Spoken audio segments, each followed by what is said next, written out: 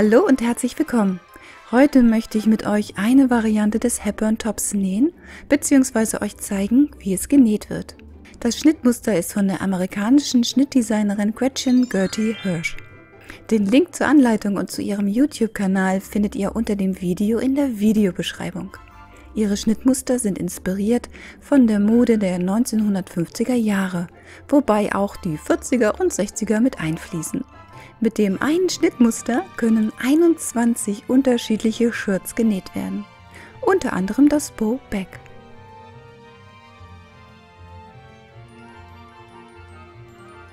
Heute zeige ich euch aber, wie das Pussycat Bow Top, also das Schluppenshirt, genäht wird. Ich steige gleich ins Nähen ein, empfehle aber danach noch dran zu bleiben.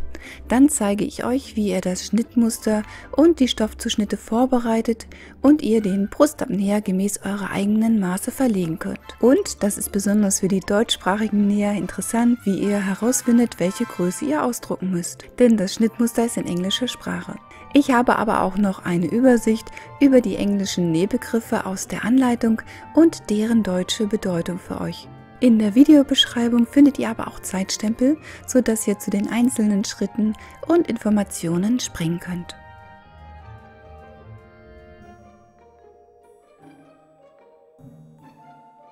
Ich nähe mit euch das Pussycat Top und dafür werden die folgenden Schnittteile benötigt. Schnittteil 2, das ist das Vorderteil V-Neck Top Front, was zweimal zugeschnitten wird. Schnittteil 3, Rückteil Top Back, ebenfalls zweimal zuschneiden. Schnittteil 7, Pussycat Bow Front, Schluppenvorderteil, zweimal zuschneiden. Und Schnittteil 8, Pussycat Bow Back, Schluppenrückteil, auch zweimal zuschneiden. Eine Bügeleinlage wird hier nicht benötigt. Bevor die Stoffkanten versäubert werden, sollte man den Halsausschnitt von Vorder- und Rückteil mit einem Stay Stitch versehen. Ein Stay Stitch ist eine stabilisierende Naht, die vermeiden soll, dass besonders die Bereiche, die schräg zum Fadenlauf geschnitten sind, wie zum Beispiel der Halsausschnitt, ausleiern oder die Form verlieren. Dabei bei den rückwärtigen und vorderen Zuschnitten von der Schulter zur vorderen Mitte nähen. Dazu kannst du einen ganz normalen Geradstich einstellen, der darf auch etwas enger sein. Bei der vorderen bzw. hinteren Mitte die Naht vernähen, also einige Stiche vor- und zurücknähen. Genäht wird hier mit einer Nahtzugabe von 1,3 cm. Danach werden die Abnäher genäht. Hier haben wir übrigens französische Abnäher, die leicht geschwungen sind. Die Markierungen werden rechte Stoffseite aufeinander gesteckt und mit einem Geradstich abgenäht.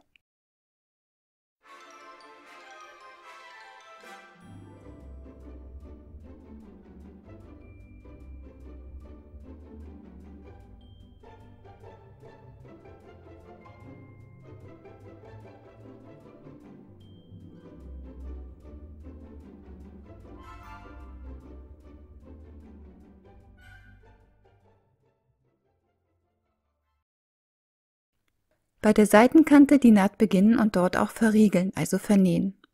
An der Abnäherspitze nicht vernähen, sondern die Fäden einige Zentimeter hängen lassen und dann verknoten. Dann bekommt man keine knubbeligen Stellen an der Abnäherspitze.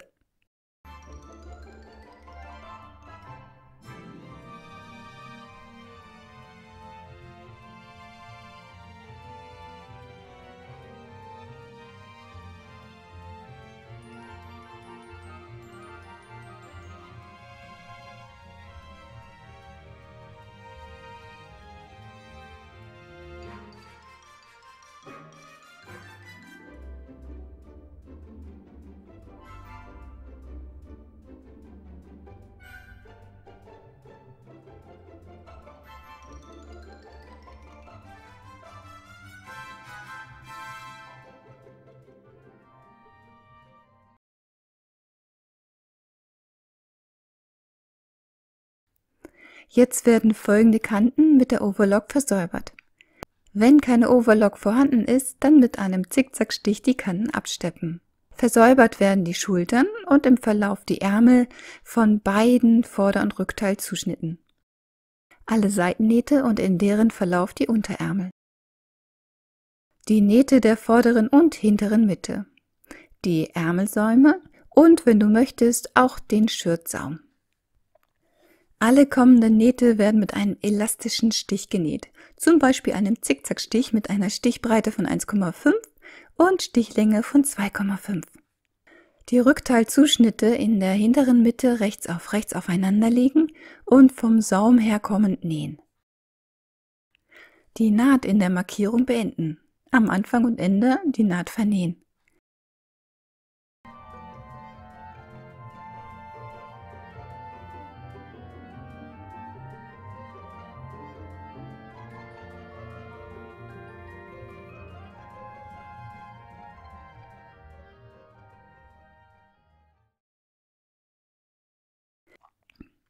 Danach die Nahtzugabe auseinanderbügeln.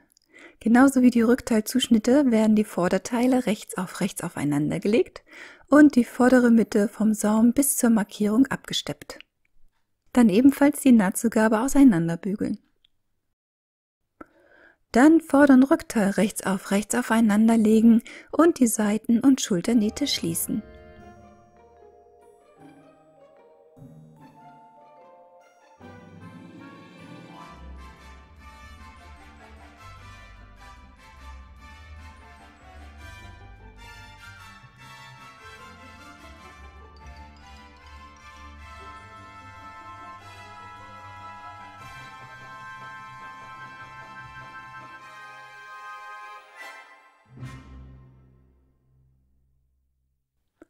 Auch hier die Nahtzugabe auseinanderbügeln.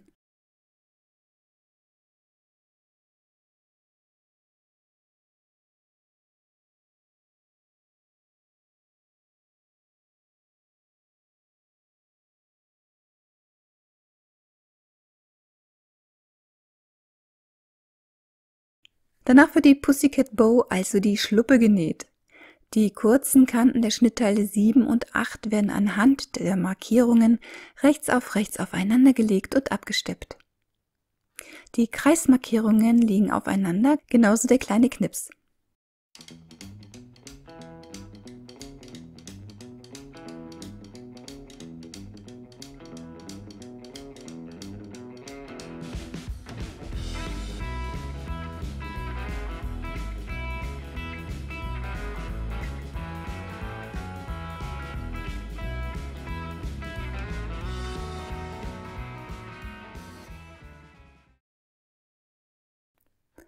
Nach dem Nähen die Nahtzugabe einkürzen und auseinanderbügeln.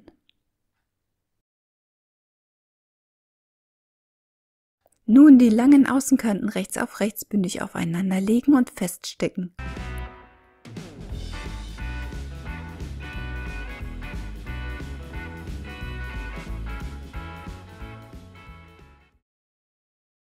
Genäht wird die kurze Kante des Teils 7 und entlang der Außenkante bis zum V-Knips, also bis zum ausgeschnittenen Dreieck. Am Anfang und Ende die Naht natürlich vernähen.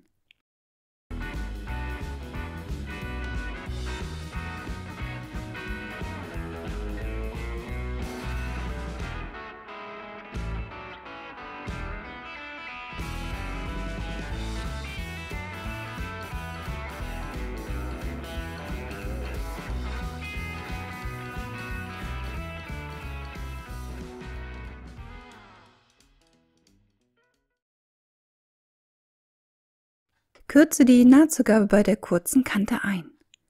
Bei der Ecke die Nahtzugabe schräg nahe der Naht abschneiden. Wende nun die Schluppe auf rechts und bügele die genähten Kanten.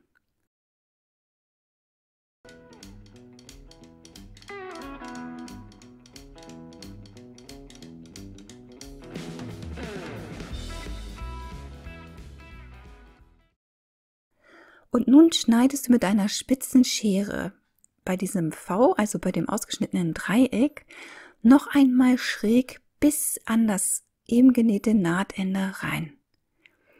Und zwar bis knapp vor die Naht. Nicht durchschneiden, nicht zu weit schneiden, einfach knapp bis vor die Naht einschneiden, damit sich die Nahtzugabe ausbildet, die wir ja brauchen, um das Schluppenteil dann später an den Halsausschnitt zu nähen. Lege nun die offenen Kanten bündig aufeinander und steppe sie knappkantig mit größerer Stichlänge ab.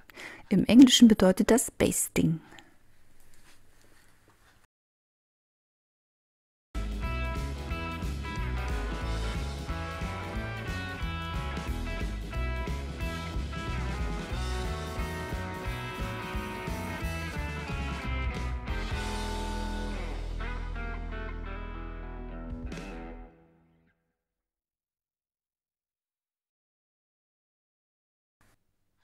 Das zweite Schluppenteil genauso nähen.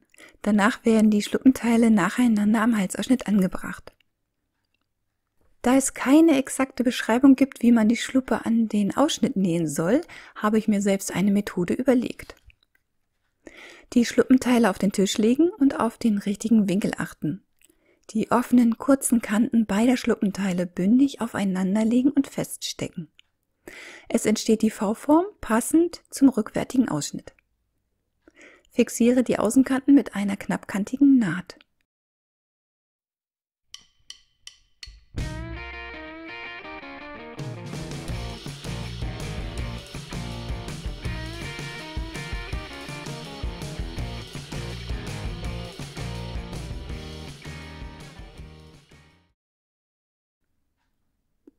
Die Schluppenseiten werden jetzt nacheinander am Halsausschnitt angenäht.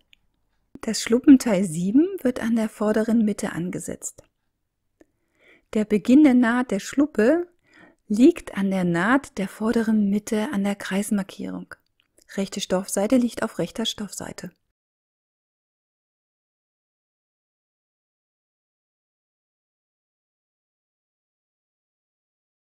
Jetzt wird die offene Kante der Schluppe am Halsausschnitt entlang gesteckt. Zuerst die vordere Mitte stecken, dann die Verbindungsnaht der Schluppe bündig auf die Schulternaht stecken. Dabei darauf achten, dass die Nahtzugabe von der Schulter auseinander liegt.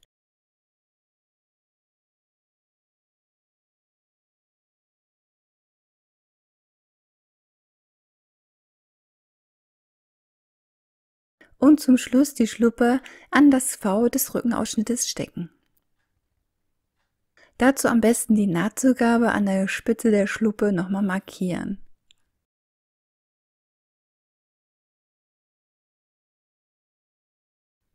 Diese Markierung wird dann an die Kreismarkierung der hinteren Mitte gesteckt.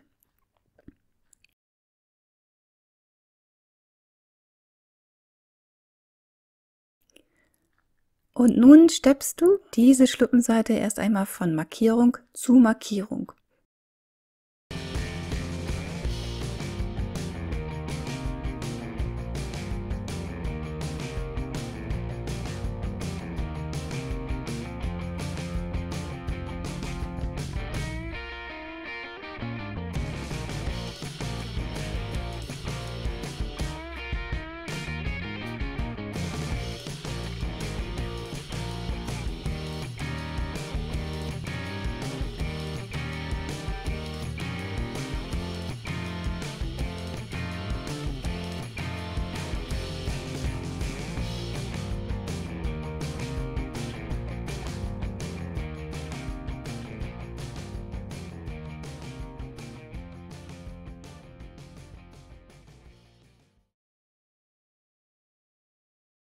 Die andere Schluppenseite genauso an die andere Seite des Ausschnittes stecken und feststeppen.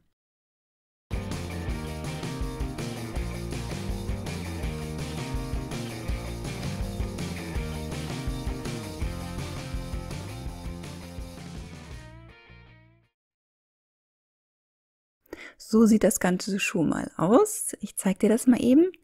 Und wenn das alles soweit gut ist und du zufrieden bist, dann die Kante mit der Overlock oder einem Zickzackstich versäubern.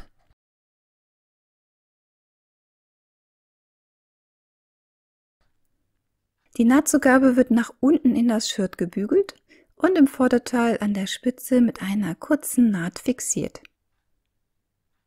Die Naht beginnt mit einem Abstand von 1,2 bis 1,3 cm von der Naht der Spitze und wird für ca. 7 cm in Richtung Schulter genäht. Dabei läuft sie sanft in die vorhandene Naht ein.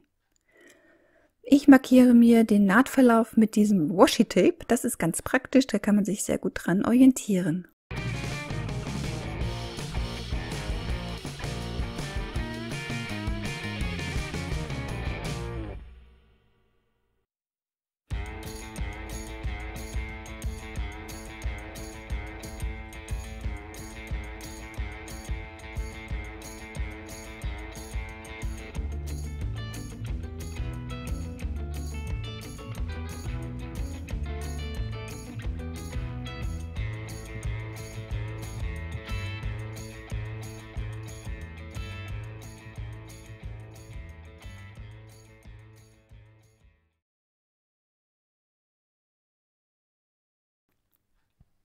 Zum Schluss müssen nur noch die Ärmelsäume und der Schürzensaum für 1,5 cm auf die linke Stoffseite gesteckt und mit einer Nahtzugabe von 1,3 cm abgesteppt werden. Dazu am besten einen engen Zickzackstich oder einen anderen Elastikstich benutzen. Ich möchte meinen Saum mit 2,5 cm absteppen und habe deswegen beim Schnittmuster 1,5 cm extra angestellt, also dazugegeben, was dann eine endgültige Saumbreite von 3 cm ausmacht, weil ja die 1,5 cm schon im Schnitt vorhanden sind.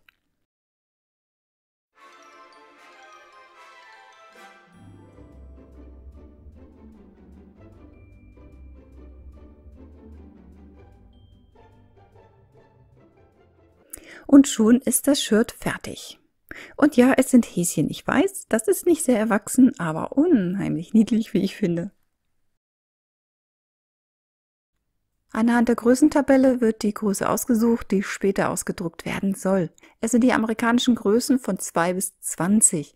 Dabei jedoch orientiert man sich nach der Oberbrustbreite, High Bust, gemessen unter den Achseln gerade über den Rücken und oberhalb der Brust, dem Brustumfang Bust, gemessen gerade über den Rücken und über die stärkste Stelle der Brust und der Auswahl der BH-Cup-Größe, dem Taillenumfang Waist, gemessen an der schmalsten Stelle der Taille und dem Hüftumfang Hips, gemessen an der breitesten Stelle der Hüfte.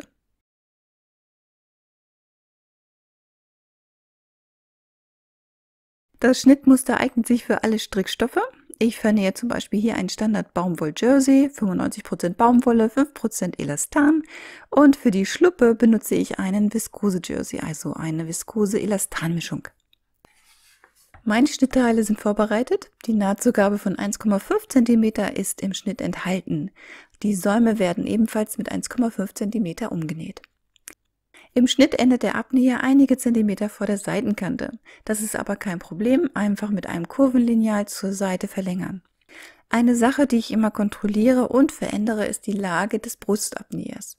Ich persönlich finde nichts schlimmer als ein Brustabnäher, der nicht passt. Und jetzt zeige ich, wie ich den Brustabnäher verändert habe. Wichtig ist, dass beim Messen der BH getragen wird, der auch später unter dem Shirt oder Kleidungsstück getragen wird. Die Mitte auf beiden Körbchen des BHs markieren. Ich sage extra die Mitte des Körbchens und nicht die Position der Brustwarzen, weil die nicht zwingend in der Mitte des Körbchens liegen müssen. Nun ein Band oder Maßband um die schmalste Stelle der Taille binden. Das erste benötigte Maß ist der Abstand von Mitte Körbchen zu Mitte Körbchen. Das zweite Maß, der Abstand von Unterkant Band an der Taille gerade zur Mitte eines Körbchens hoch gemessen. Nun brauchst du das Vorderteil. Das ist übrigens nicht das Originalschnittmuster, sondern eine eigene maßstabsverkleinerte Kreation. Das Prinzip ist aber genauso übertragbar auf den Originalschnitt. Finde heraus, wo die Taillenlinie auf dem Schnittmuster ist. Beim Happen Top kann man sich am unteren Schenkel des Brustabnähers orientieren, der so circa an der Seite in Höhe der Taille beginnt. Von der vorderen Mitte aus im rechten Winkel eine Linie zum Kreuzungspunkt des unteren Abnäherschenkels zur Seite ziehen. Das ist die Taillenlinie. Nun vom Saum aus die Höhe Taille bis Mitte Körbchen, dein Maß, abmessen und ebenfalls im rechten Winkel eine Linie über das Schnittteil zeichnen. Auf dieser Linie messe ich jetzt von der vorderen Mitte aus kommend den halben gemessenen Abstand Mitte Körbchen zu Mitte Körbchen ab, inklusive 1,5 cm Nahtzugabe. Dort befindet sich der Brustpunkt.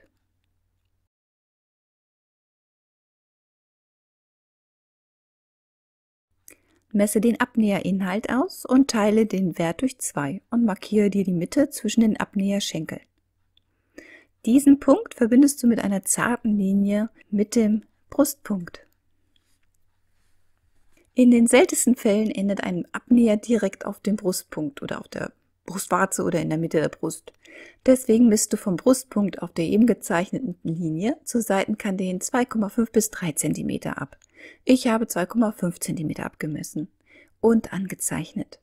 Von diesem neuen Punkt werden nun die Abnäherschenkel in einer ähnlichen Rundung wie beim Original zu den Seitenkanten hingezeichnet.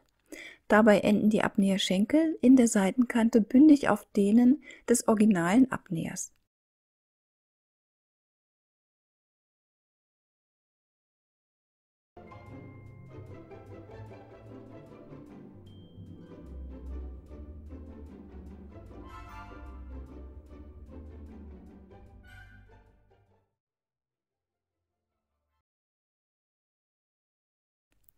Die Position in der Seitennaht wird also nicht verändert. Natürlich kann man jetzt auch noch Schnittmusterveränderungen hinsichtlich der Taillenhöhe machen. Man kann Anpassungen hinsichtlich eines Rundrückens oder Hohlkreuzes machen, die Hüfte verändern. Für mich funktioniert der Schnitt genau so, wie er jetzt ist, mit dieser einen Veränderung fantastisch. Danach schlage ich vor, die Abnäherschenkel aufeinander zu stecken und dann das Papier im Verlauf der Seitennaht abzuschneiden. Das hilft später beim Zuschnitt. Da ich meine Abnäher nach oben bügele, falte ich den Abnäher entsprechend aufeinander. Es gibt aber auch viele, die die Abnäher nach unten bügeln, so wie in der Anleitung zum Beispiel. Das macht jeder so, wie er es möchte und für richtig hält. Dementsprechend aber immer den Abnäher aufeinander stecken und dann an der Seitenkante das Papier abschneiden.